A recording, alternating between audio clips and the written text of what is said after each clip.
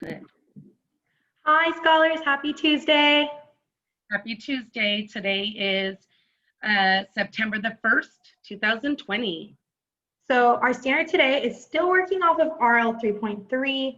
We're going to describe characters in a story, again, looking at their traits, their motivations, or their feelings, and specifically how that changes, their actions change the sequence of events or contribute to a sequence of events. So I can use the character's actions to help me understand what happens in the story. So why does something that a character does or how they act influence the rest of the story?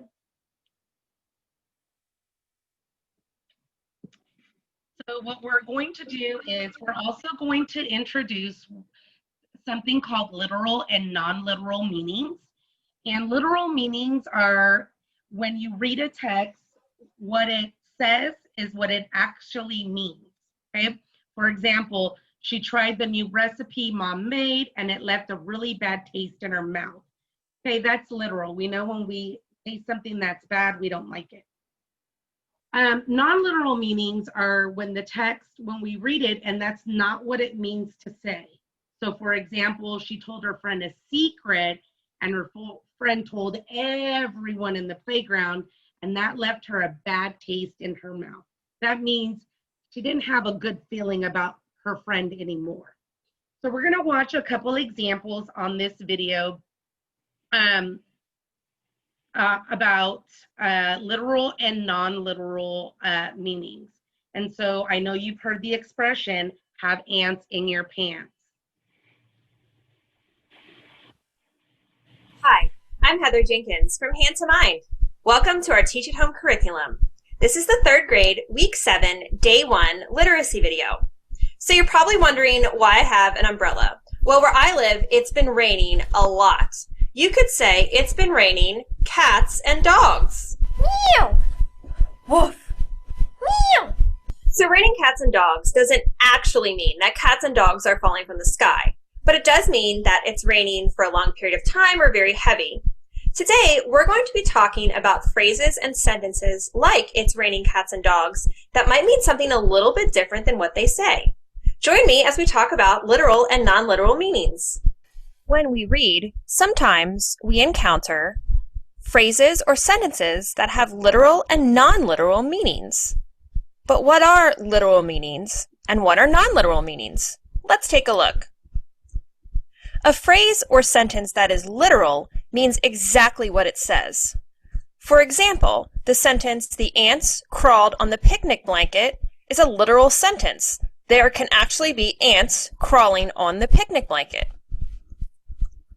A phrase or sentence that is non-literal, or sometimes this is referred to as figurative, means something different than what it says. For example, you might see a sentence like, "During the long lesson, I had ants in my pants." Ants in my pants has a non-literal or figurative meaning. It doesn't really mean that there are actual ants in your pants. What ants in my pants means is that you are restless or impatient. So instead of saying ants in your pants, the sentence might say, "During the long lesson, I was restless." Idioms have non-literal meanings. Idioms include phrases or sentences that seem to mean one thing but actually mean another. For example, that homework was a piece of cake. When you read this sentence, you might think that it's actually talking about homework being a piece of cake, but that's not really what it means. It actually means that the homework was very easy. Now, let's look at another. Colors. So we are now going to dive into our chapter 10 of Crenshaw, and we're going to see if we can identify a couple of literal and non-literal meanings.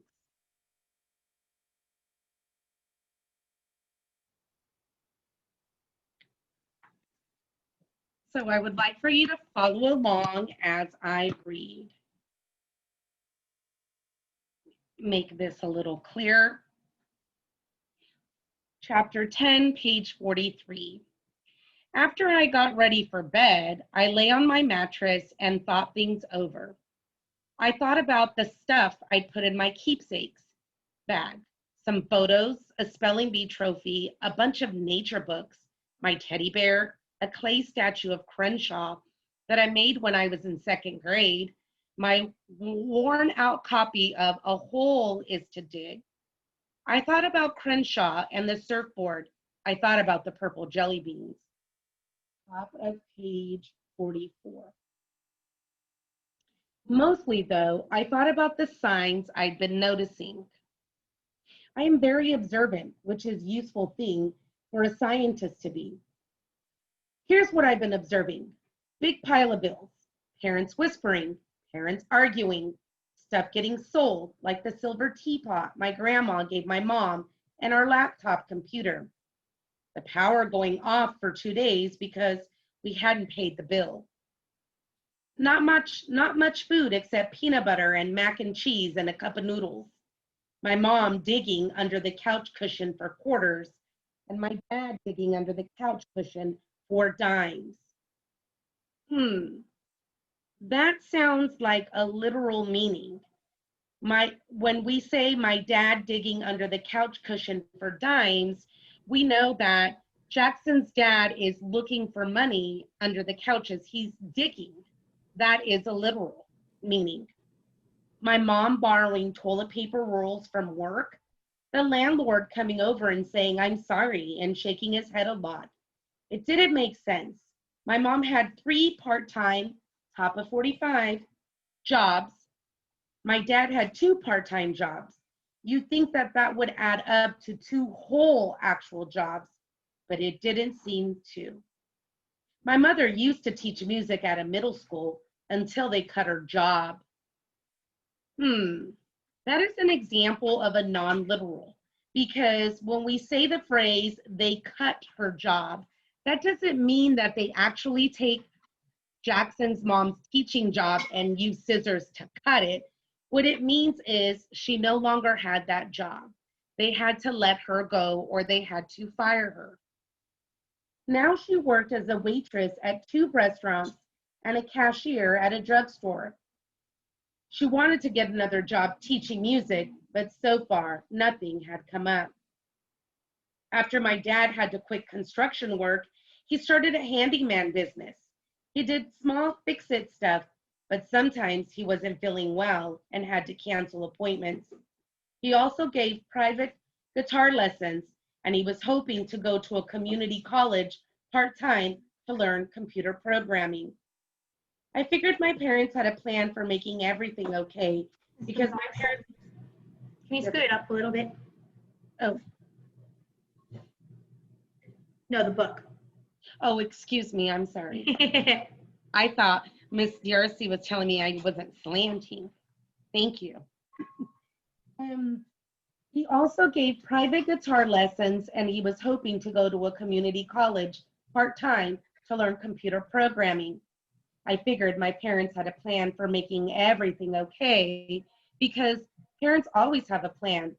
But when I asked them what it was, they said stuff like maybe they could plant a money tree in the backyard, or maybe they could start their rock band up again and win a Grammy Award. I didn't want to leave our apartment, but I could. Top of 46. Feel it was coming. Even if nobody said anything, I knew how things worked. I'd been through this before. It was too bad because I really liked where we lived, even though we'd only been there a couple of years. Swan Lake Village was the name of our neighborhood. It didn't have any real swans, but all the mailboxes had swans on them, and the community pool had a swan painted on the bottom. The pool water was always warm. Mom said it was from the sun, but I suspected illegal peeing. All the streets in Swan Lake Village had 2 words in their names. Ours was Quiet Moon, but there were others like Sleepy Dove and Weeping Wood and Sunny Glen. My school, Swan Lake Elementary, was only 2 blocks from my house. It didn't have anything with swans on it. Swan Lake Village wasn't a fancy place at all, just a regular old neighborhood, but it was friendly. It was the kind of place where you could smell hot dogs and burgers grilling every weekend, where kids rode their scooters on sidewalks and sold lousy lemonade. Top of page 47, a quarter a cup. It was a place where you had friends you could count on, like Marisol. You wouldn't have thought it was a place where people were worried or hungry or sad. Our school librarian likes to say, you can't judge a book by its cover. Ms. TRC, do you think that that is another example of a non-literal phrase? Can you actually judge a book? No, I mean, you can maybe like judge a book by saying like, this is my favorite book or it's better than the other book. But what I'm thinking this is a non-literal phrase, and it's saying like, you can't just take like the society for what it looks like. There's a lot of stuff going on like behind the scenes or beyond the cover. So even though the cover is really pretty or the town's really pretty, doesn't necessarily mean that everything's all glam. I have to agree. Maybe it's the same way with neighborhoods. Maybe you can't judge a place by its swans. All right, scholars, this is what we have for you today. After you watch this video, you are then going to go to Go Formative. You're going to practice identifying literal and non-literal or figurative meanings. You're going to answer your 2 comprehension questions. Please make sure that you use information from the text to support your answer. And then you are going to create you're going to complete an exit ticket on Google Forms. What are 2 character traits that would describe you? Character traits, remember, is the type of person you are. Are you helpful? Are you caring? Are you loving? Are you sweet? Are you a hard worker? Those are character traits. Bye, scholars. We'll see you tomorrow. Bye.